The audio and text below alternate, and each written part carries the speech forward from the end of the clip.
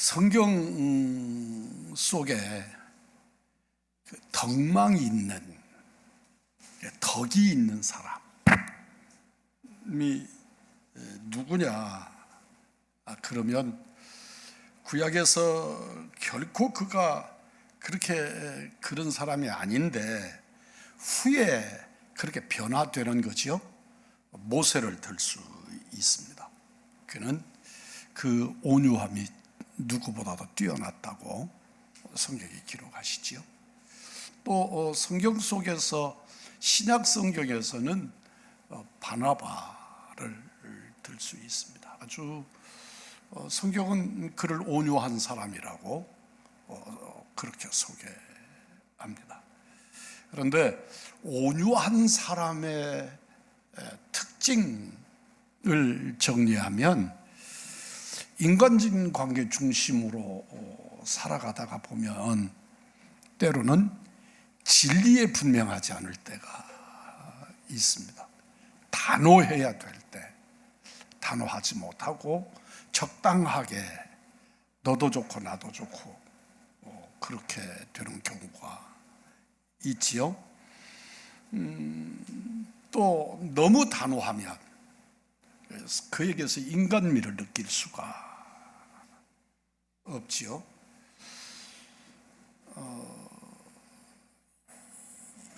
두 가지를 적절하게 한 인품 안에서 감당하기란 결코 쉬운 일이 아니지만 그래도 온유하다 그러면 참 듣기도 좋지요. 덕스럽고 좋아 보입니다. 오늘 본문에서 발견하는 안디옥 교회 안에서의 일 중에 예루살렘으로부터 야고보의 수하에 있는 예루살렘 교회 지도자들이 안디옥에 이르렀습니다. 예루살렘 교회에서 예루살렘에서 안디옥까지의 거리가 만만하지 않습니다. 지금도 만만하지 않은데 그때는 정말 만만하지 않은 거리입니다. 그런데 여기서 야고보의 예루살렘 교회 이렇게 표현을 하면 설명이 전제되어야 합니다. 당시에 예루살렘 교회 감독이 야고보입니다. 그러니까 우리가 생각할 때 예루살렘 교회 감독이 베드로여야 되는 거 아니야? 아니고 야고보입니다. 그 야고보가 예루살렘 교회, 오늘날 우리대로 말하면 예루살렘 교회의 담임 목사가 야고보고 그 외 11 사도들은 그와 함께 예루살렘 교회를 싸고 있는 장로와 같은 그런 역할이었던 것이죠. 사도들의 역할은 조금 달랐습니다만 장로님들과는 좀 다르지만 그런 일꾼들이었습니다. 그러니까 예루살렘 교회는 감독의 지도 아래 1인 감독의 지휘 아래서 이렇게 조직되는 교회가 아니고 12사도와 그 중에 대표가 되는 야고보가 예루살렘 교회를 이끌고 있었습니다.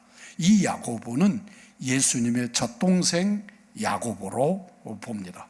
그래서 예수님의 동생 야고보가 예루살렘 교회 감독이고 사도 야고보는 또 다른 사람이죠.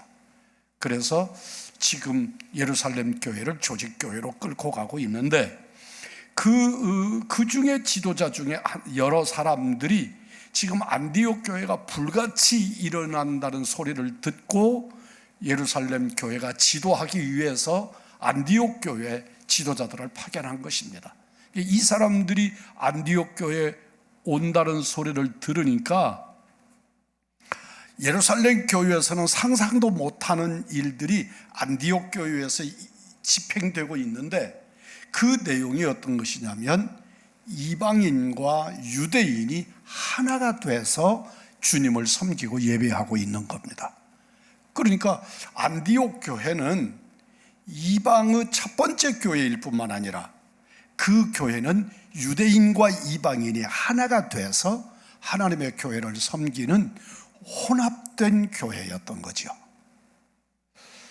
우리 한국에 처음에 기독교가 들어와서 복음이 전파되는데 주로 상민들에게 복음이 전파되었습니다.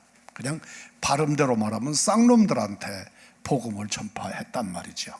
근데 이 복음이 위로 올라가면서 양반들이 접하게 됩니다. 그러니까 양반들이 접한 기독교와 상민들이 접하는 기독교가 하나인데 한 교회 안에 있을 수가 없었던 거죠. 실제로 이제 그것을 통합시켜서 양반과 상민을 한 자리에 모아놓고 예배를 드리는데 자리를 분리시켰다가 그것도 뒤섞습니다. 처음에는 잘 아시는 것처럼 양반과 상민만 분리된 게 아니라 여자와 남자를 분리시켰습니다.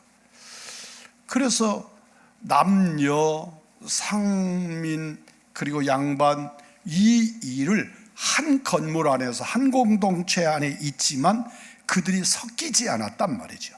그걸 섞는데 선교사들의 전념을 다합니다. 그래서 우리는 이 땅에 주님의 이름으로 창조된 하나의 사람들이고 예수 그리스도로 구원받아야 될 구분 없는 하나님의 자녀들이다 하는 것을 그들에게 한 사람 한 사람 가르치고 그 가르침에 의해서 그 중에 선각자적인 개혁적 지도자들이 일어나서 그걸 섞고 그리고 하나님 앞에 통일된 하나의 교회를 만들어 갔습니다. 안디옥 교회는 실제로 사도들이 가서 복음을 증거하기 이전에 이미 안디옥이라고 하는 곳에 복음이 확창되어져서 일어났고 디아스포라들에 의해서 이루어졌고 그 이루어진 교회에 예루살렘 교회가 바나바를 파송했는데 아시는 바처럼 바나바가 나의 결단력으로는 이 이방 땅에 있는 교회를 이끌 수가 없다. 예루살렘 다음에 제2교회인데 이 교회를 지도할 수 없다. 그래서 동역자 바울을 그곳에서 천리나 되는 다소라고 하는 곳에 찾아 들어가서 바울을 청비게 해서 모시고 가서 안디옥에서 동역을 했단 말이죠. 그런데 그곳의 지도자들은 이방인들이 더 많았고 유대인보다, 그리고 이방인 속에는 교회 지도자들이 일어났습니다. 이방인 속에 지도자들이 일어났습니다. 그러니까 사도 바울과 베드로와 바나바가 베드로까지 와서 그곳에서 사역을 함께 동사하는데 그렇게 아주 잘 어우러져서 이방과 유대인이 섞어서 우리는 유대인이지만 그리스도 안에서는 하나다. 그래서 섞어져서 믿음 생활을 잘하고 있는데 야고보가 보낸 지도자들이 안디옥 교회에 온다는 소리를 듣고 이방인과 함께 식사하고 그러던 자리에서 베드로가 조용하게 자리에 일어나서 그 자리를 떠났습니다. 근데 처음에는 어디 가시지? 이랬지만 그 상황을 지켜보던 바나바가 나도 그리고 조용하게 빠져나갔습니다. 그러고 나니까 이 소식이 이방인들에게는 급속도로 퍼졌고 이 사람들이 말로는 그러는데 실제로는 이방인과 섞이지 않으려 그러는 것이고 예루살렘 교회는 이걸 허용하지 않았다. 그렇게 소문이 퍼지니까 지도력에 심각한 문제가 발생하지요. 이 내용을 파악한 바울이 성경은 개바라고 말합니다. 개바라고 부를 때 베드로라고 부를 때가 다르다는 것을 여러분들 아시죠? 지극히 인간적인 모습으로 행동한 베드로를 바울이 부르면서 개바 그렇게 부르는 겁니다. 그렇게 부름을 받을 때는 뜨끔했을 겁니다. 벌써 느끼는 게 있겠죠. 그리고 바울이 책망합니다. 우리는 원래 이방인이 아니고 이방 죄인이 아니고 유대인 아니냐. 그런데 우리가 이방인들과 함께 어울려서 그리스도의 복음을 증거했다. 그런데 오늘 지금 야고보의 사람들이 온다고 해서 우리도 제대로 지키지 못하는 율법을 이 사람들에게 강요할 것이냐? 이방인들에게 강요할 것이냐? 너 지금 뭐 하는 짓이야? 그리고 대사도 베드로를 그 자리에서 책망을 한 것입니다. 그러니까 바울이 문제 제기를 하는데 바나바는 아닌 것을 아니라고 말할 기회를 조차도 잃어버린 것이죠. 사도 바울과 상의를 했다든지 이 일을 어떻게 하면 좋을까? 그게 아니고 베드로 따라서 했다가 사도 바울에게 아주 지금 무섭게 책망을 받고 있는 겁니다. 안디옥 교회에 대해서는 설명하지 않아도 될 만큼 잘 아시지요. 안디옥 교회는 최초의 선교직 교회, 지금 앞에서 말씀을 드린 것처럼 이방인과 유대인이 섞어져 있는 혼합교회. 어느 곳에 가도 유대인들은 유대인들끼리 모이죠. 시나고게라고 하는 그 회당에서, 그 회당에서도 유대인들의 회당이지 기독교인의 회당이 아니잖아요. 그래서 우리 기독교인들은 어느 곳에 가든지 교회를 세우지 회당을 세우지 않지요. 유대인들은 가면 민족적인 회당을 세우지요. 그런데 그 회당에 이방인이 들어올 이유가 없지요. 사도 바울이 예루살렘에 가서 고발당하고 내쫓김을 당하고 심각하게 문제가 됐던 원인 중에 하나도 예루살렘 성전에 이방인을 데리고 들어갔다. 실제로 들어간 건 아니지요. 이방인을 데리고 들어갔다는 것이 문제가 되는 거예요. 성전이나 회당에 유대인이 아닌 사람이 그곳에 들어갈 일이 없지요. 완전히 다른 집단입니다.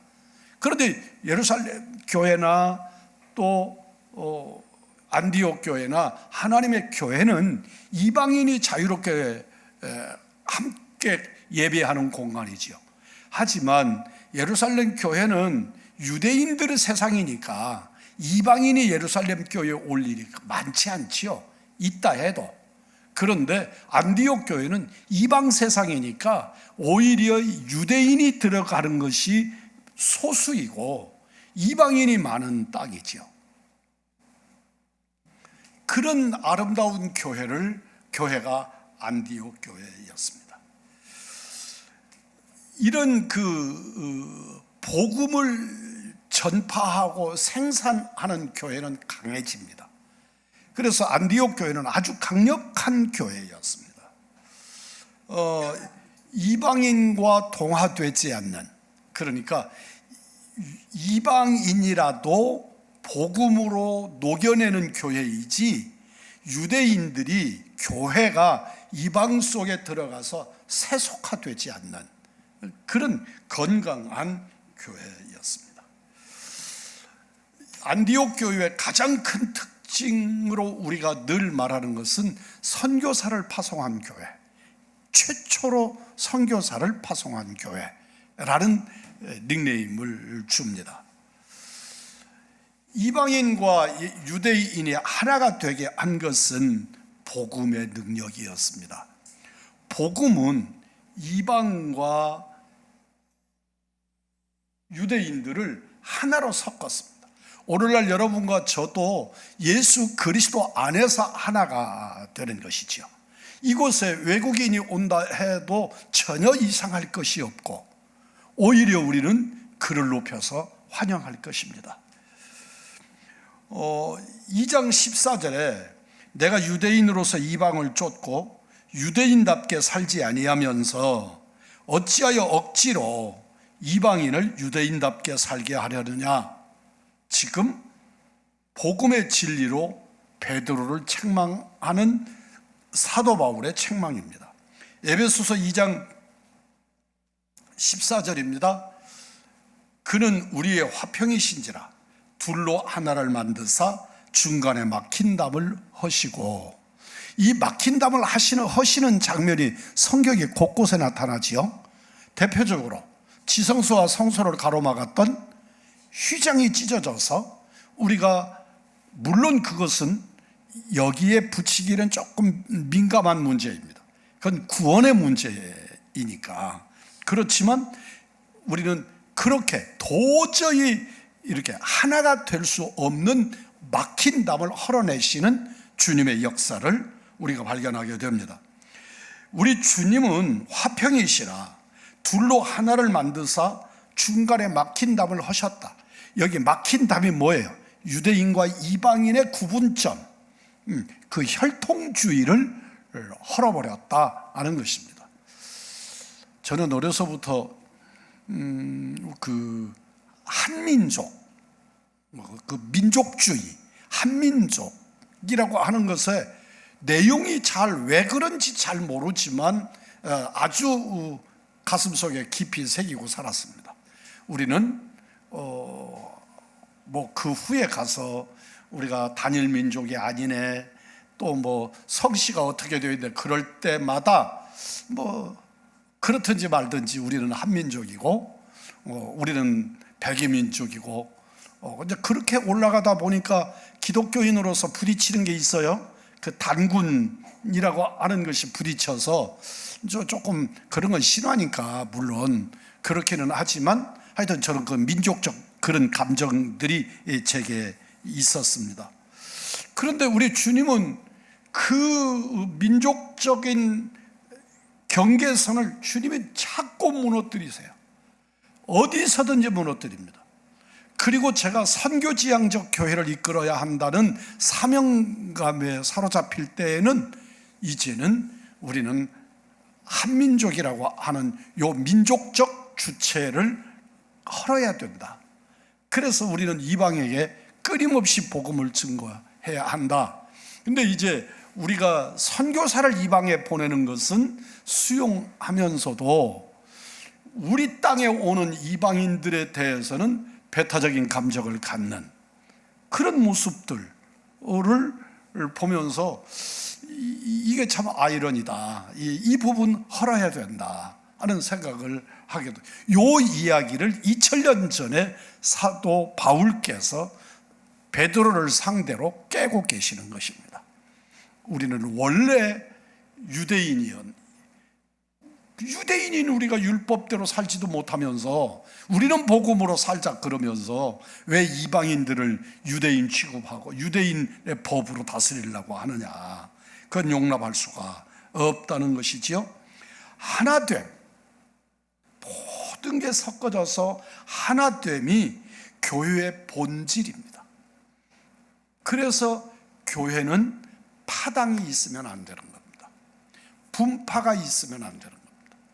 교회는 네 편, 내 편이 있어서는 안 되는 겁니다. 우리가 세상을 살다가 보면 조금 더 가까운 사람이 있고 먼 사람이 있지요. 그럴 수 있잖아요. 성격적으로도 의사가 소통돼서 가까운 사람들이 있고 좀 그렇지 못한 사람들이 있습니다. 그럴지라도 상황은, 우리의 인식은 그래도 실제로 우리들의 관계는 의지적으로, 신앙적으로, 복음적으로 우리는 하나됨을 힘써야 하는 것이 그리스도인의 특징입니다. 교회의 본질입니다. 그러니까 우리끼리 놀면 안 되는 것입니다. 교회는 그런 소집단이 많아지면 문제가 심각해지는 것이죠. 잘 아시는 것처럼 고린도 교회는 그렇게 파당이 있었단 말이에요. 이건 이즘이라 그래. 사상적인 분파가 있었어요. 그러니까 예수파다, 바울파다, 베드로파다, 또 누구? 바나바파다, 이러고 파들이 나누어지잖아요. 이건 이즘이에요. 사상적인 거예요. 나는 누구 사상을 더 중시한다 하는 그런 사상적인 것인데 비해서 오늘날 우리들의 교회는 그런 사상적인 것까지는 없지만 있을 수가 없지요. 근데 교회 안에도 요사이 아주 심각한 이즘이 정복을 해요. 하나는 보수파, 세속정치의 보수파, 세속정치의 진보파. 아주 국가가 언어를 잘 조정을 했어요. 조정을 했습니다. 그건 뭐냐면 우리는 자유주의, 우리 교회 안에는 자유주의, 개혁주의 또는 보수주의, 자유주의 이런 식으로 나눠졌거든요. 그런데 그 자유주의라고 하는 말이 꽤 잘못된 말이에요. 그건 진보라, 진보주의라 이렇게 표현을 하는 것이 옳거든요. 신학적으로 진보주의다 이렇게 표현하는 게 옳거든요. 근데 교회에서 조정하지 못한 걸 세상에 조정해가지고 세상에서 자유주의 이렇게 표현하지 않잖아요. 진보적이다 이렇게 표현하죠. 여러분 그런 파도 교회는 용납할 수가 없어요. 그래서 저는 조금 답답한 면이 없지 않지만 제가 목회를 하는 모습이 저는 우리 교회 안에서 그 어떤 정치적인 이슈나 또는 주장들을 제한하라 스스로 입담으로써 교회 안에서 그 어떤 이즘이 주장하지 못하도록 해라 하는 것이 제가 목회하고 있는 틀입니다. 그런데 지금 우리들이 기억을 해야 될 것은 교회 안에 크든지 적든지 적은 분파, 교회가 공식적으로 세우는 조직 이외에 다른 분파가 교회 안에 생기면 안 된다 하는 것이죠. 이게 이제 아주 못된 모습으로 나타나는 교회들 중에는 목사파, 장로파 이런 식으로 나타나는 경우도 있고, 또 교회에 먼저 와서 개척했던 그 한 개척 멤버들 그리고 그 후에 온 사람들 어느 시점으로 이렇게 똘똘 뭉치고 어느 또로 똘똘 뭉쳐가지고 뭘 해도 자기들끼리 하고 다른 사람의 의견은 못 들어오게 하고 말을 못하게 만들고 뭐 이런 거. 심지어 재직회 같은 데에서도 누가 발언하면 앉으라 그러고 발언 못하게 하고 누가 발언하면 박수 쳐주고 이런 교회도 있단 말이죠. 이런 세속주의가 교회 안에 일어나면 안 되는 거죠. 교회다워지지 않는 것입니다. 교회가 교회다워지지 않는 것이. 그러니까 우리끼리 뭉치면 안 돼. 좋아하는 사람이 있을 수 있지만 그러나 그것을 분파로 나누어서 그래서는 안 된다 하는 겁니다. 교회에서 어리석은 자는 자기를 자랑하는 사람입니다. 끊임없이 자기를 자랑하는 사람들이 있지요. 근데 그 자기를 자랑하는 사람의 내용을 가만히 들어보면 별스러운 것도 아니고 그렇게 요란스럽게 자랑스러운 것도 아닌데 자기를 끊임없이 자랑하는 사람들을 본단 말이죠. 바울은 2장 14절에서 베드로와 바나바에게 질책을 하고 말씀으로 회복시키는 과정까지 갑니다. 그냥 책망하고 끝내지 않고 그 책망 이후에 이래야 된다 라고 하는 데까지 갑니다. 15절입니다. 우리는 본래 유대인이요 이방 죄인이 아니로되 사람이 의롭게 되는 것은 율법의 행위에서 난 것이 아니요 오직 예수 그리스도를 믿음으로 말미암는 줄 아는 고로 우리도 그리스도 예수를 믿나니 이는 우리가 율법의 행위에서가 아니고 그리스도를 믿음으로써 의롭다함을 얻으려 함이라. 율법의 행위로서는 의롭다함을 얻을 육체가 어떻다? 없다. 그러니까 정신 좀 차리자 우리. 뭣도 율법으로는 너도 나도 율법을 지켜야 되는 율법으로 사는 유대인인 너도 나도 그 율법으로 의롭다함을 얻은 게 아니다. 예수를 믿는 믿음으로 그러지 않느냐. 그러니 정신 좀 바짝 차리고 다시 본래로 돌아가서 주 예수 그리스도를 믿는 믿음으로 의롭다함을 붙들고 복음을 나타내고 드러내자 하고 말하는 거예요. 후에 사도 바울이 예루살렘 교회에 갑니다. 근데 이 문제가 돼요. 이 문제가 일어나요. 그럴 때 사도 바울은 아주 그냥 단호합니다. 예루살렘 공의회에서 단호하게 믿음으로 의롭다함을 얻는 것이지 네가 유대인이라 구원받은 것이냐? 아니다. 우리는 예수를 믿음으로 구원받았고 예수는 나의 주요 나의 하나님이시다. 단호하게. 그래서 예루살렘 교회를 평정해버립니다. 이제 이런 걸 보면서 이런 생각을 합니다. 예수님의 12 제자의 대표가 누굽니까? 성경에 한 번도 베드로라고 써본 적은 없어요. 그래도 여러분과 저는 동일하게 베드로지요. 그분의 리더십이 있었던 거죠. 그런데 그런 베드로라도, 예루살렘 교회 감독이 야고보라 그랬죠. 그럼에도 이 사도 바울이 주께로부터 받은 복음에 대한 질서, 그리고 그 진리를 사도 바울의 신앙적 논리를 누구도 저항할 수가 없어요. 그래서 우리가 예수 믿는 경륜도 필요하고, 또 신앙적인 연륜도 필요하고, 또 기도의 열정도 필요하고, 복음을 열심히 전하는 복음 전파도 필요하고, 다 필요하고, 사도 바울처럼 이런 신학적 체계를 바로잡는 이런 일꾼들도 필요하구나 하는 것을 알 수 있습니다.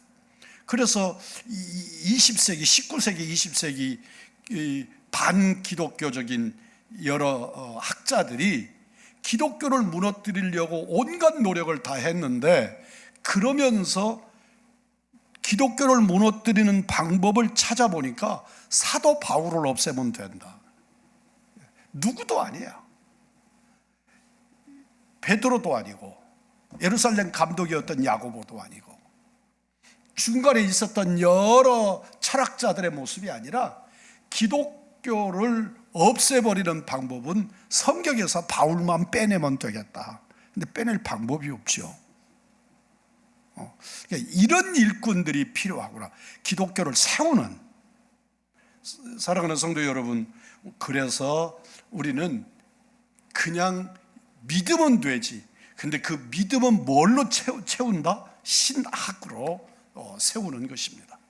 여러분들 하나님의 말씀 안에서 그 신학은 뭘로 세운다? 말씀으로 세우죠. 말씀으로 세우죠. 신학은 말씀으로 세우고, 말씀은 신학이 지킨다는 것입니다. 이 말씀을 기억하시면서 우리들이 이 사도 바울의 외침이 귀에 쟁쟁하게 들리면서 우리들에게 있어서도 그 복음의 진리를 붙드는 은혜가 있기를 주의 이름으로 축복합니다.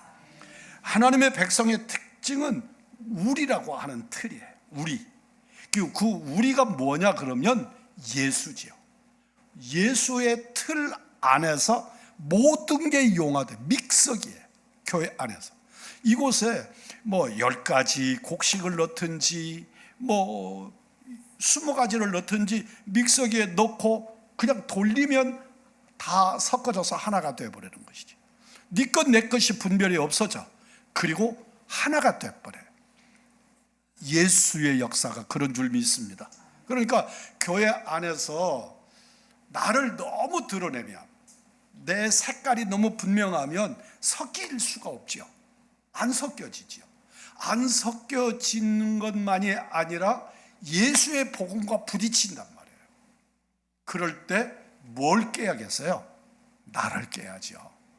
그리스도의 복음과 내가 부딪히면 철저하게 나를 깨뜨려서 예수화, 예수 속으로 들어가야죠.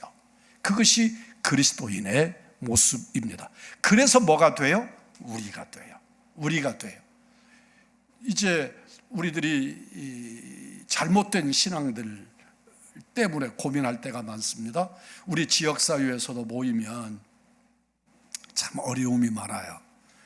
이게 너무 지나치게 개교회주의적인 것이 강력해가지고 A라는 교회와 B교회라고 하는 그 어떤 욕구가 이렇게 말씀 안에서 융합이 되지를 않고 충돌이 돼서 대립하는 일들을 봐요. 근데 그런 것들이 뭐냐 그러면 이기주의예요. 하나님의, 여러분들 우리가 생각하잖아요. 우리 믿음의 선배들이, 순교자들이 있어요. 뭐 잘 아시는 우리 주목사님 같은 경우를 들 수도 있지요. 그러니까 그런 어른들의 신앙을 보면서 빈들이나 뭐 어디라도 못 들고 가겠습니다 이렇게 고백하고, 이렇게 찬송, 간절하게 찬송 드리고, 그 찬송 드리는 그 심령이 거짓이라고 생각하지 않아요. 정말 진심으로 찬송한다고 생각해요. 그러나 그게 현실이 되면 그곳에서 인간적인 내 의지나 이기심이나 불신앙이나 환경이나 이런 것들이 막 쏟아져 나오죠. 그동안에 다 숨겨져 있던 그것들이 막 쏟아져 나오죠. 그곳에서 예수로 통일이 되어야 그게 그리스도인이고 교회인데, 어떤 이기적 욕구 아래서, 이기적인 욕구 아래서 그게 각자 자기 욕구가 분출이 되면 그게 신앙일 수가 없다는 거죠. 저도 이번에 그런 모습을 봐요. 이 지역사회 여기서 지금 재개발하잖아요. 재개발하는데 그곳에 해당되는 교회들이 굉장히 많아요. 근데 이 교회들의 형편이 각기 다 다르잖아요.